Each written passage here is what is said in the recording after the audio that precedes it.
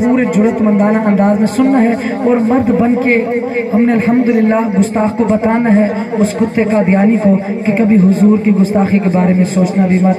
ہم سر تو کٹا سکتے ہیں, حضور کی گستاخی برداشت نہیں کر سکتے. میں پہلا جملہ پڑھوں گا. ختم نبوت کا نعرہ جب آئے تو الحمدللہ آپ نے حضور کی ختم نبوت کے ناموس کا دفاع آپ نے حق ادا کرنا انشاءاللہ. نعرہ اہل ایمان دا, نعرہ اہل ایمان دا, نعرہ اہل ایمان دا, ختم نبوت زندہ باد.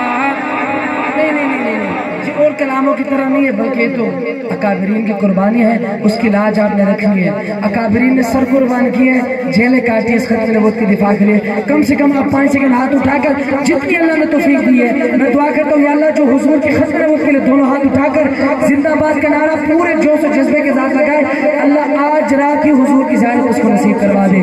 دونوں ہاتھ اٹھا کر سینے کا زور لگا کر ختم نبوت زندہ باد. ایک دفعہ تو سب کی گونج آ جائے. ختم نبوت زندہ باد, ختم نبوت زندہ باد, فیصلہ من قرآن دا, فیصلہ من قرآن دا, ختم نبوت زندہ باد. آخری مرتبہ بھائی طارق صاحب نعرہ ہم لگائیں گے انشاءاللہ. 2 مرتبہ نطقانے والے ایسا جواب دیں گے کہ حضرت انشاءاللہ پشاور تک یاد رکھے.